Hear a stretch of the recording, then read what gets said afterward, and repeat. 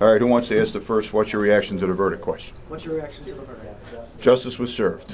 There weren't too many people in that courtroom speaking for Leslie, but Leslie wasn't the only victim in this case, as I think I indicated during the course of this trial. But my reaction is one of professional satisfaction that justice was done for this poor woman who spent the last moments of her life struggling to survive from her husband. Ed Mencken called it a travesty. Strong language. He said he was an honorable man. Ed is a very, very good lawyer. He's not a good lawyer, he's an outstanding lawyer. And he was invested in this case all in.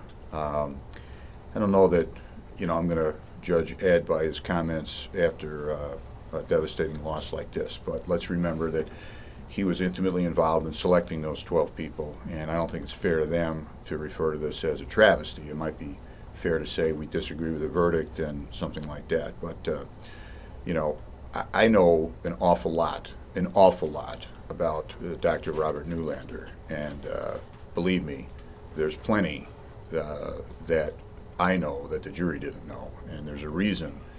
There's a very good reason why Mr. Mencken didn't call any character witnesses in that case. So I don't overreact to my friend's comments, and I understand the pain that he's suffering.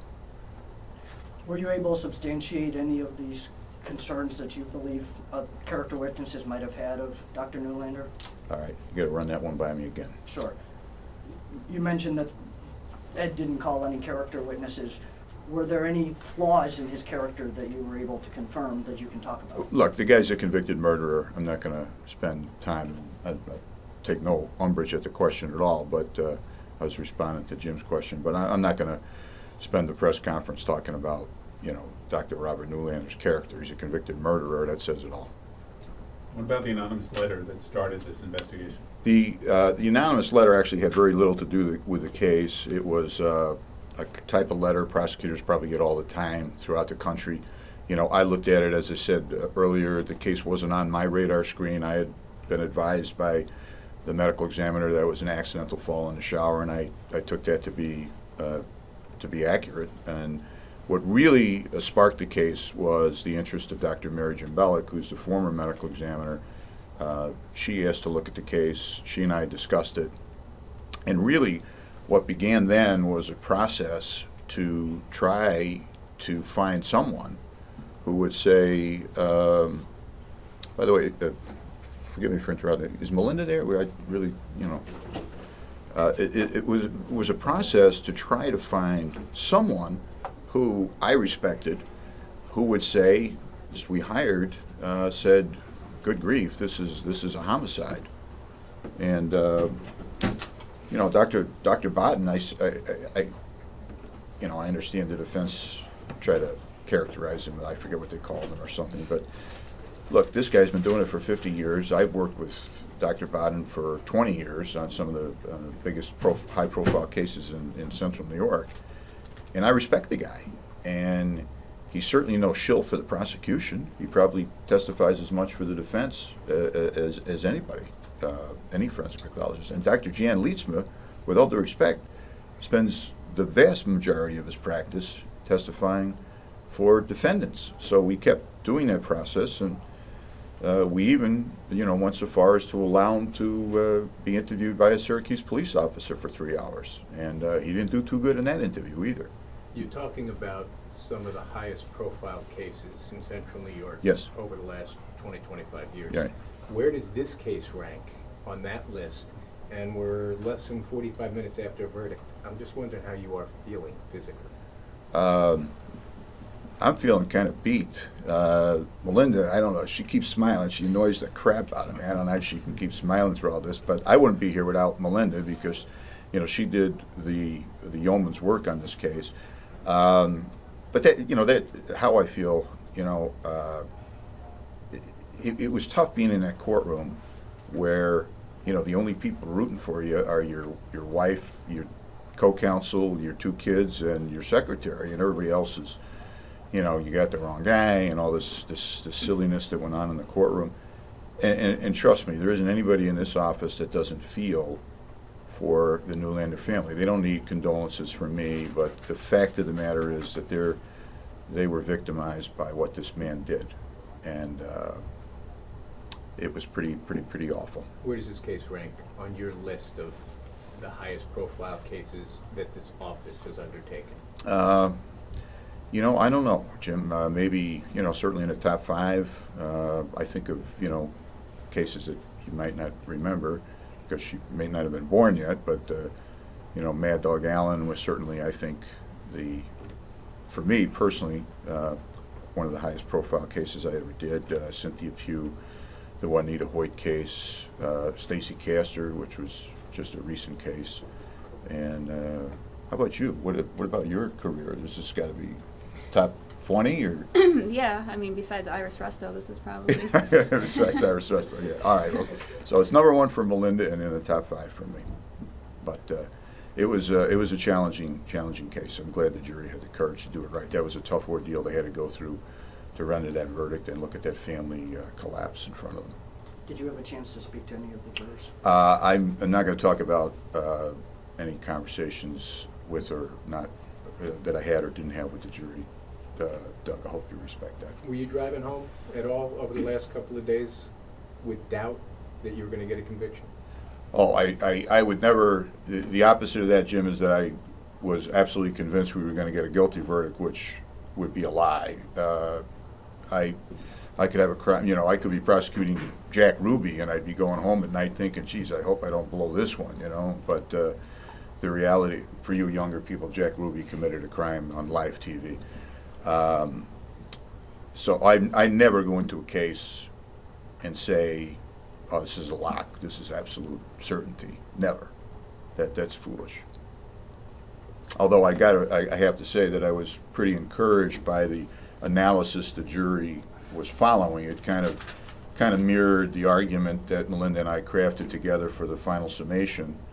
You know, the 4 things that not only prove the case beyond a reasonable doubt, but really prove it beyond all doubt.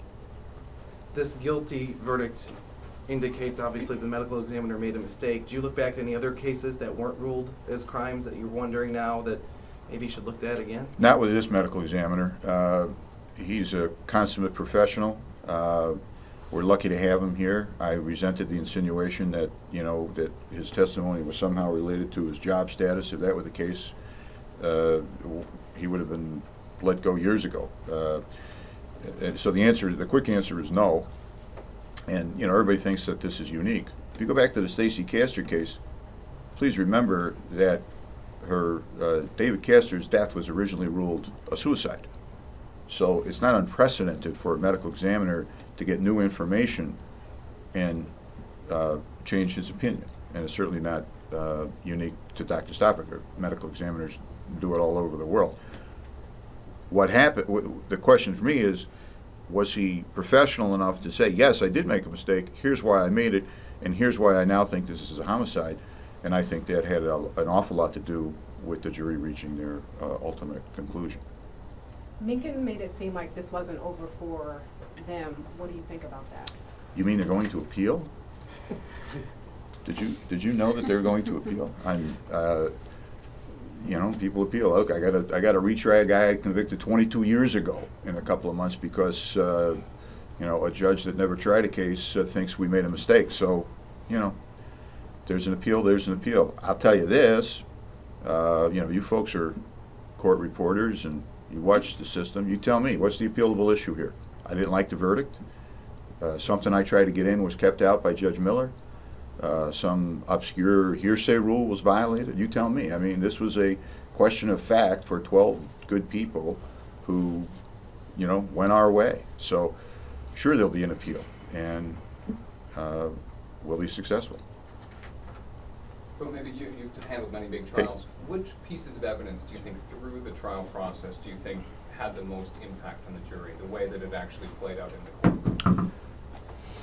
The time of death, completely inconsistent with the defendant's story. In fact, if you believe their own expert, the defendant is absolutely lying about what happened. That's their expert. If you believe our expert, he was not only lying, he was really, really lying. In addition to the time of death, you have the blood spatter evidence. And to me, and this was my daughter, who came up with this, was the white coffee cup. How could there be a white coffee cup in the midst of that blood-soaked scene without any blood on it? And that's because it was the only item that we conclusively say was placed there after the assault in the bedroom took place.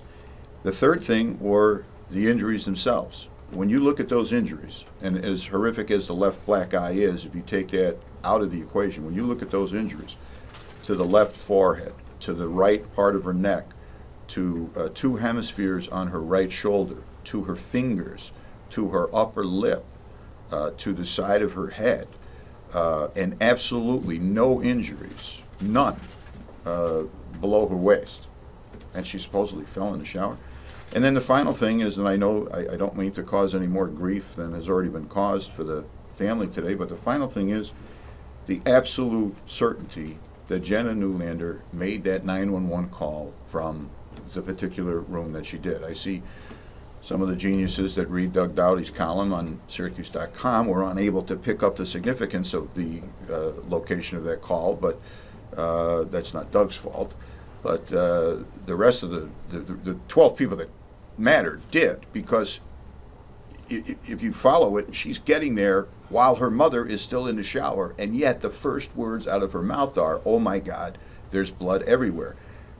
Before the defense mode came in where I got to protect Dad, that was, I got to do something about Mom. Oh my God, there's blood everywhere. And you can clearly hear the phone dropping, and then you hear 3 seconds later an echoing where she has obviously walked either left or right.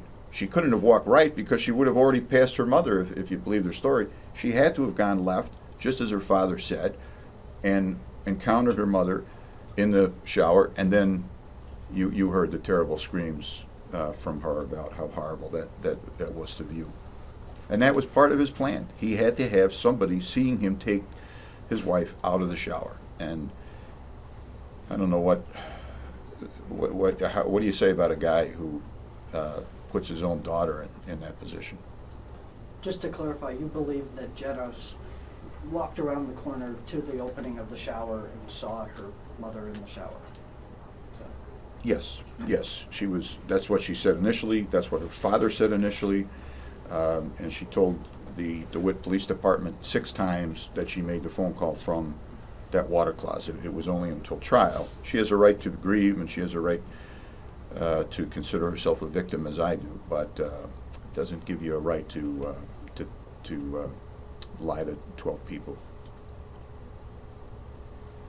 Alrighty, folks. Thank you very much for your interest, and we'll see you at the next one. And thank you, Melinda. Did everybody get the spelling of her name? Hopefully it's all right. Thank you.